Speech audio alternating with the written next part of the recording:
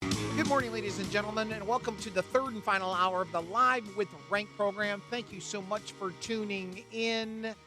As I told you prior to the end of the hour, I have Dr. Gary Wolfram from Hillsdale College here. He holds the distinguished William E. Simon Chair of Economics there. I think it was a week or so ago, I saw a tweet from him. By the way, I think he's still in the Twitter competition with his journalism guy. So we'll get into that. Make sure we can bump him up some. We don't want the journalist guy winning. Anyway, and it had to do with, well, something that we've been hearing a lot more about recently. Why so many younger Americans are open to socialist ideas. Because there's nowhere in the world that you could point to these socialist ideas and say that, look, it works even as intended to work, let alone working any good.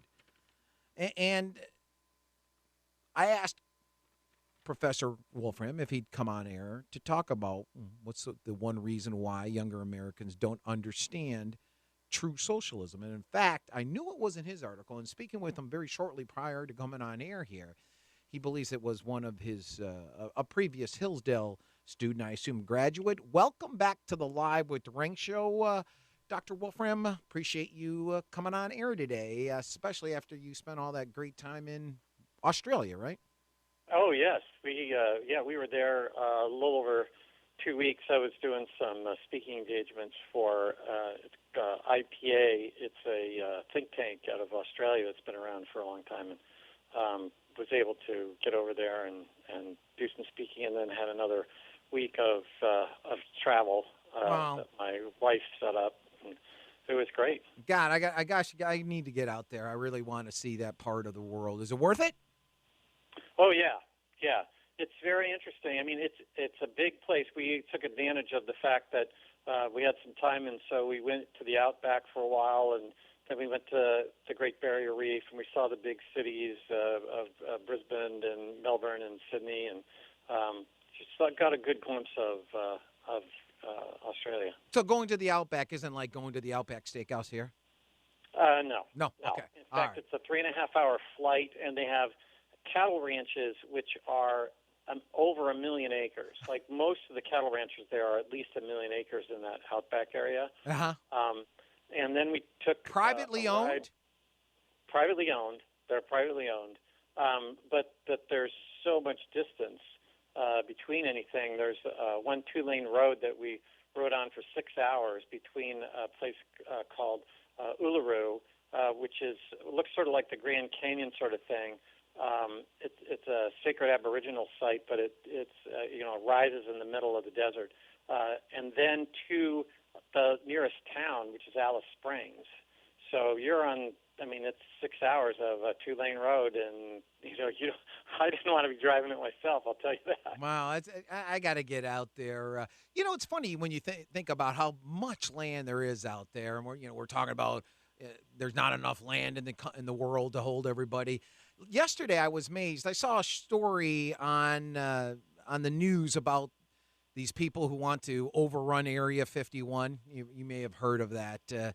As a joke, they put out something on the internet a couple months ago. Hey, let's go to Area 51 and overrun it and find the aliens. Well, people believed it, and over 2 million people signed it. Did you hear about that? No, I didn't. Oh yeah, over 2 million people signed it, and now the town's getting worried, because there's nothing out there, right? And they're getting worried from the perspective of security and what have you, because they have very small police forces. Anyway, they were talking about the county in which the Area 51 is and the adjoining county together. Those two counties are bigger than the state of Connecticut. And that's right here in the United States. So when you said that about the 1 million acre ranches, cattle ranches out there, which I heard of, that's a landowner. Could you remember that that's a knife? Here's what was that? Crocodile Dundee. Here's a knife. In fact, I did use that in one of my lectures because one of the students questioned me, and sometimes it's hard to pick up the accent.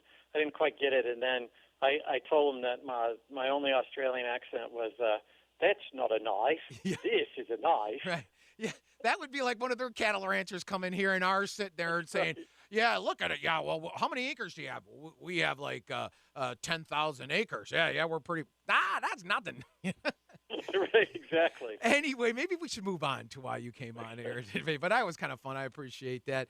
Hey, so what is this going on here? You teach younger students. Now, granted, you teach students that come to Hillsdale, and they're maybe of a different mindset, and they're into facts and figures and understanding concepts as opposed to more so to other colleges.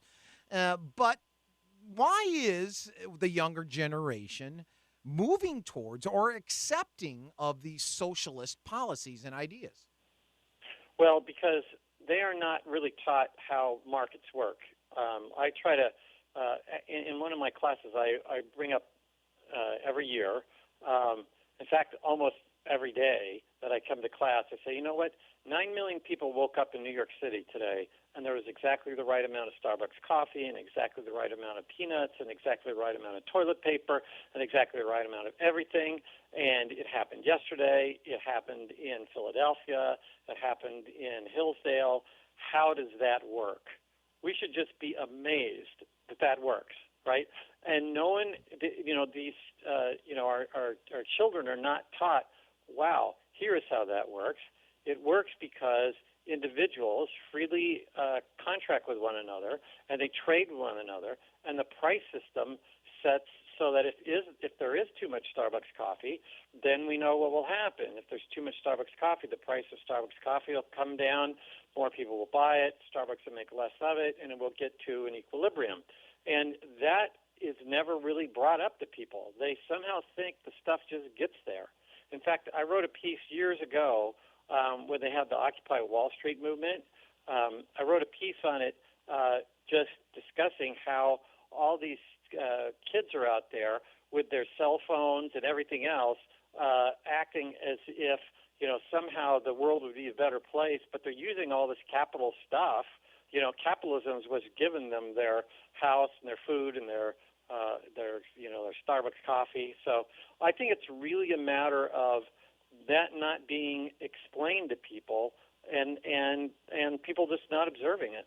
It's interesting when you remark that the people out there who are pushing this tend to be wealthier people, middle class or upper middle class or wealthier. I think that's what you just said, right? And they don't realize how all the stuff they have got to them. You just said that, well, right? Well, that was the kids. Remember, the Occupy Wall Street movement was the younger folks that right. they grew up with stuff, and they don't realize why is it that they have so much stuff and the rest of the world doesn't. And the reason I'm bringing that up, Dr. Wolfram, is because of this.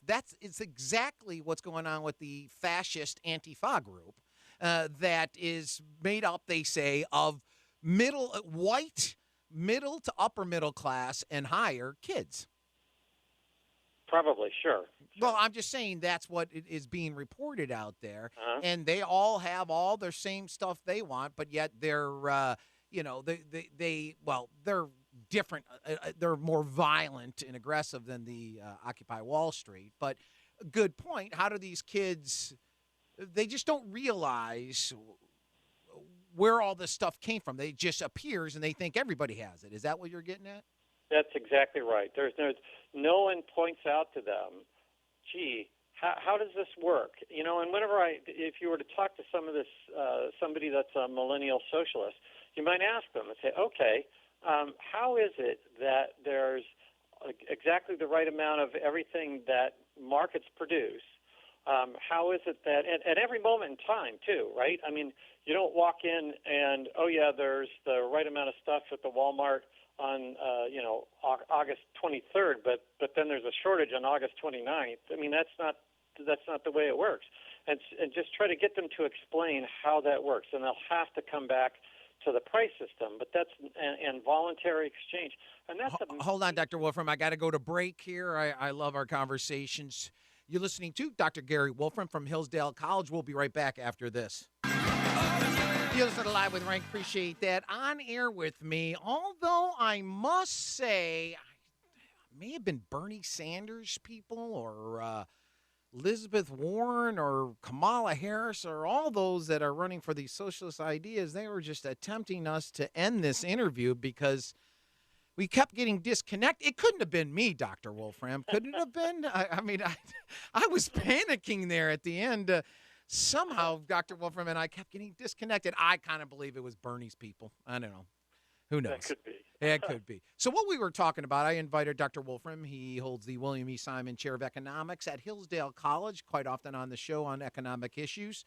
I saw him tweet out a week or two ago something about one reason why younger Americans do not understand socialism, and that's because they've never learned what markets were or how markets worked. And you were talking about trying to explain to people or have them figure out, how does this stuff just show up on our site? How is it every time I go to Myers here in the Battle Creek or Kalamazoo or Portage or wherever area, anywhere here in the state of Michigan, they always have the stuff I want almost all the time. Isn't that odd? Go ahead, Dr. Wolfram.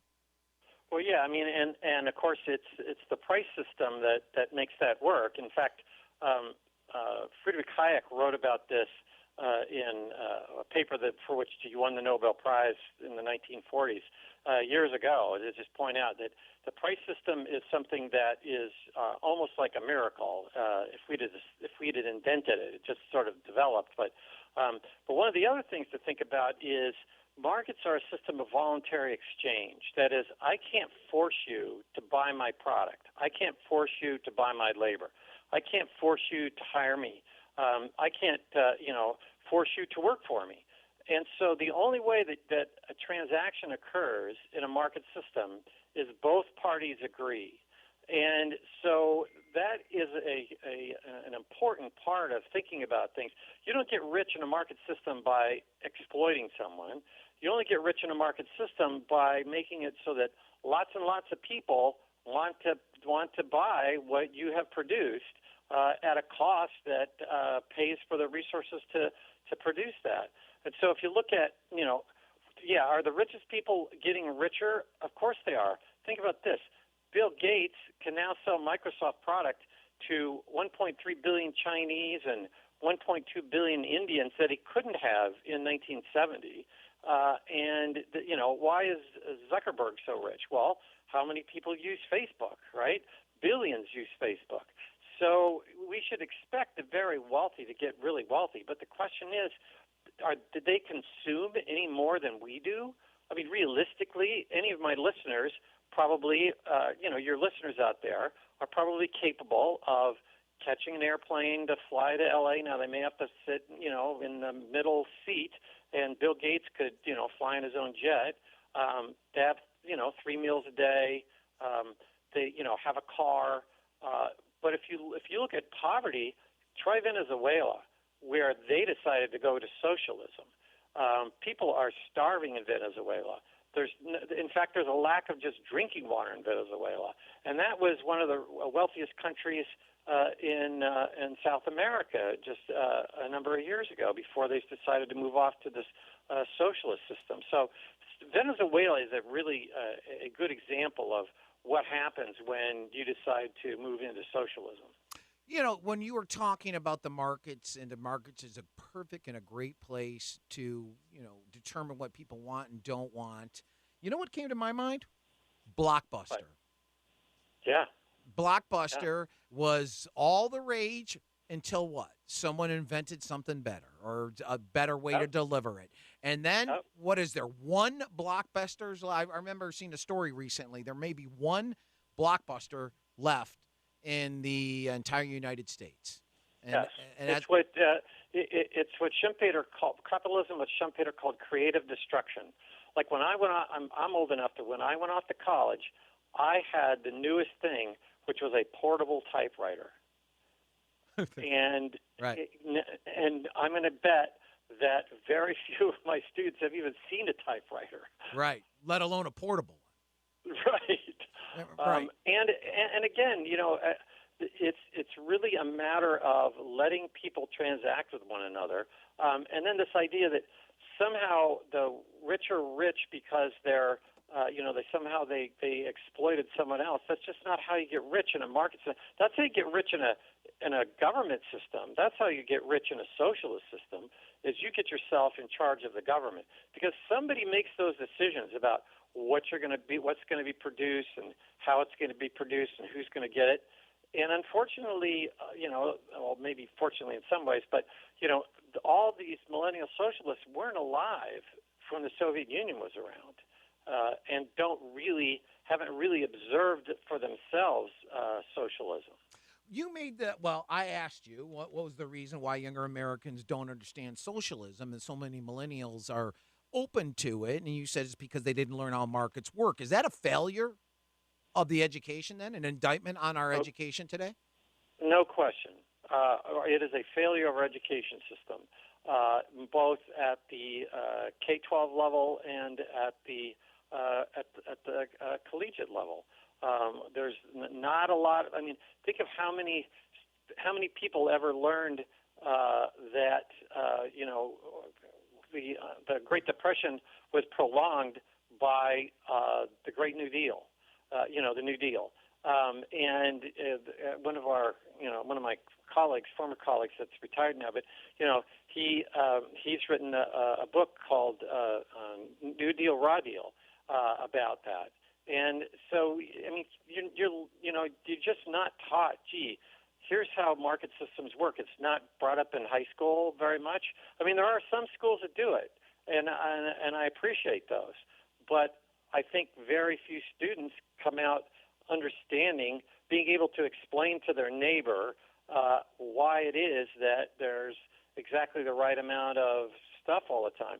They more learn about inequality as if it's a bad thing, and that could be a whole other segment. I went to Romania back 4 years after communism fell, and we would walk into stores and there'd be empty shelves. And I remember turning to people I was with and say, well, I saw you had this product at home. Where can we buy it? I want it. I'll buy it for the household. And they're like, oh, no, it's not around this week. That was last week. And that was 4 years outside of, it was like 1994, I think it was. 89 is when communism fell. Ceausescu was killed. So it's a testament to what you were talking about.